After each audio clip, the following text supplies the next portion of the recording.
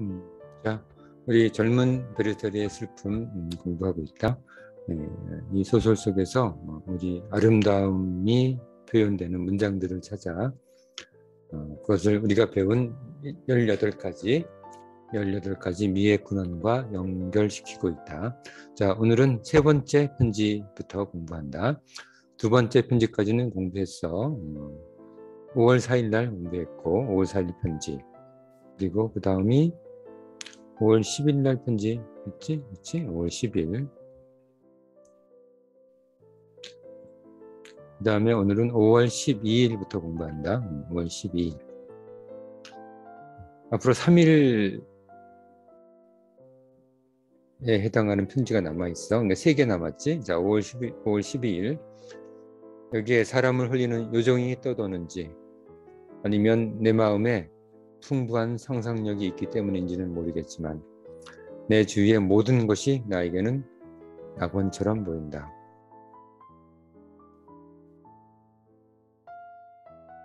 길을 조금 벗어나면 바로 바깥에 작은 샘이 있다. 나는 멜루진의 고대 프랑스 소설의 물요정, 인간과 결혼했지만 물을 잊지 못하고 매주 금요일 인어가 되어 자매들과 만난다.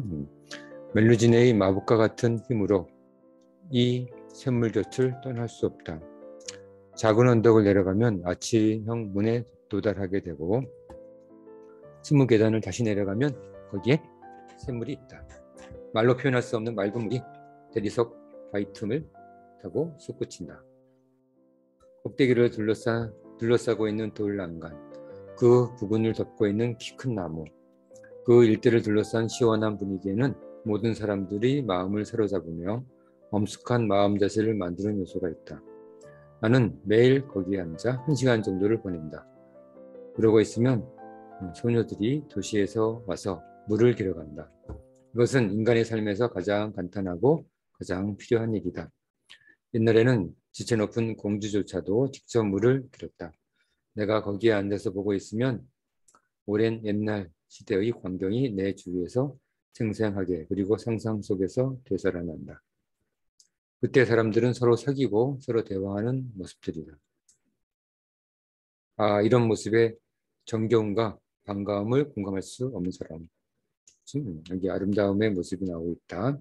힘든 여행 후 시원한 샘물의 신선함을 맛본 적이 없는 사람일 것이다. 힘든 목탄 여름 여행 후에 느끼는 그 시원함을, 시원함처럼 그 속에서 사람들이 대화하는 모습에서 정겨움과 반가움을 느낄 수 있다고 하고 있지. 자, 여기까지가 5월 12일 날 편지야. 자, 답안에다가 아름다움을 나타내는 문장과 18개 미의 근원과 연결시켜서 답안을 적어보자. 제목을 정하고 그리고 백자로 정리한다.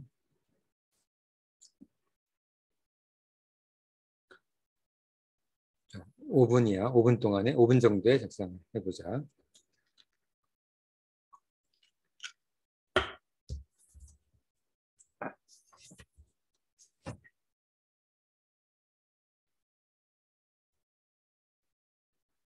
자, 다 했지? 그 다음엔 5월 13일. 5월 13일 날 우리 아름다운 문장을 찾아보자. 내 책을 여기로 보내겠다고 하는 건가? 제발 보내지 말아줘. 나는 지도, 교육이나 격려, 그리고 선동에는 이제 더 이상 참지 못할 정도로 지긋지긋하다. 내 마음은 공부하기 싫다는 거네. 내 마음은 나 자신을 위해 충분히 끓고 있다. 열정이 있지? 열정. 아름다움과 관계 있지? 내게 필요한 것은 오히려 그것을 진정시키는 자장가이다. 너무나 열정적이어서 오히려 자장가가, 진정제가 필요하다는 거야. 그 진정제는 내가 좋아하는 호메로스에서 언제든지 찾을 수 있다. 호메로스 일리아드 오데세이 쓴 작가지, 서사시. 나는 자장가로 끓는 피를 얼마나 자주 달랬는지 모른다. 나는 자장가로 끓는 피를 얼마나 자주 달랬는지 모른다. 자, 열정에 대해서 계속 나오고 있다. 정말로 내 가슴처럼 격렬하고 변덕스러운 것을 본 적이 없을 거야. 격렬한. 하지만 내게 이것을 말할 필요도 없겠지. 너는 내가 고통스럽고 통제할 수 없는 방식으로 감미로운 슬픔에 잠겼다가 갑자기 파괴적인 열정으로 옮겨가는 모습을 여러 번 봤을 것이고 그것이 너를 귀찮게 한 일이 한두 번이 아니었으니 말이야. 사실 지금 나는 내 마음을 아픈 아이처럼 다루고 있다. 아픈 아이면 투정을 부려도 잘 다 받아주지, 그렇지?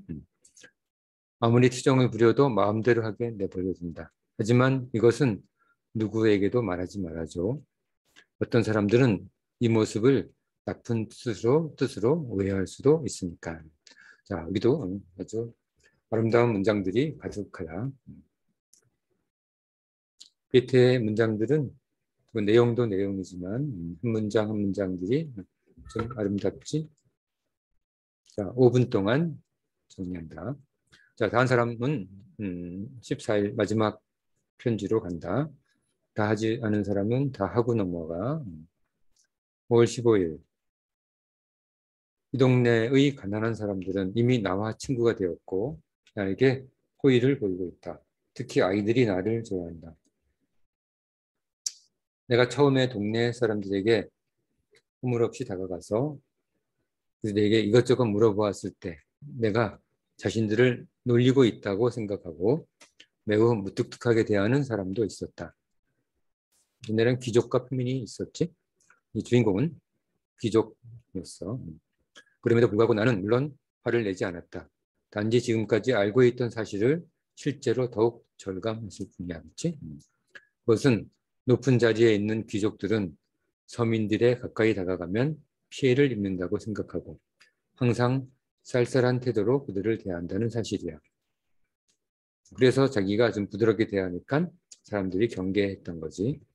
다른 한편으로 의도적으로 낮은 자세를 취하지만 오히려 그들의 오만함을 가난한 사람들에게 더 고통스럽게 느끼게 하는 치졸하고 악의적인 귀족들도 꽤 있다는 것이다. 그러니까 지금까지 이런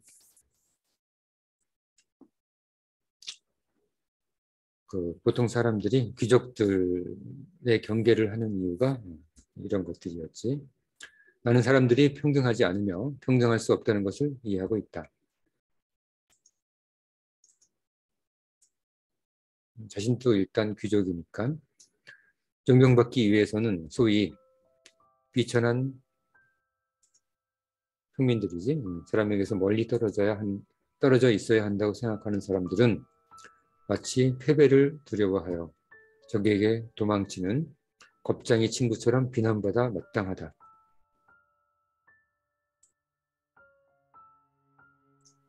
이런 겁쟁이가 되면 안 된다. 얼마 전 우물에 갔을 때 그곳에서 한 젊은 처자를 만났다. 그녀는 바닥 계단에 물동이를 내려놓고 주위를 보면서 누군가 물동이를 머리에 올려주는 것을 도와줄 사람을 찾고 있는 듯했다. 독일에서도 머리에 이고 다녔나 보네. 나는 계단을 내려가서 그녀의 얼굴을 보면서 제가 도와드릴까요? 하고 물었다. 뭔가 되게 친절을 베푸는 거네. 그러자 그녀는 얼굴을 붉히면서 아니 괜찮아요 하고 대답했다.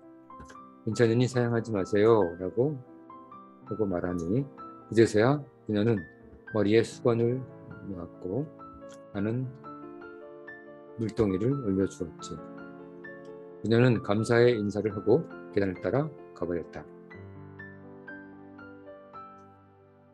자, 여기까지야. 여기도 중요한 이야기, 어떤 철학적 통찰도 포함해서 아름다운 표현들이 가득하다. 그중 하나만 선택해서 우리가 배웠던 18가지 아름다움과 연결시켜봐. 자, 5분 동안 작성한다. 5월 4일, 5월 12일, 5월 13일, 5월 15일, 그치? 마지막이지? 5월 15일로 하면 된다. 자, 5분 동안 다 했지?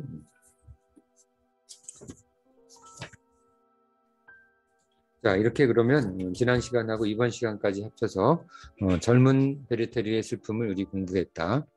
그 게테의 작품 속에서 아름다운 문장들을 찾았고, 그것들이 어떻게 아름답게 우리가 왜 아름다움을 느끼는지 그 근원을 18가지 우리 공부한 내용에서 찾아보았어. 자, 우리 게테 젊은 베르테의 슬픔 잘 기억하면서 우리 다음 시간에 또 다른 내용으로 공부해 보도록 하자. 자, 오늘 수업은 여기까지.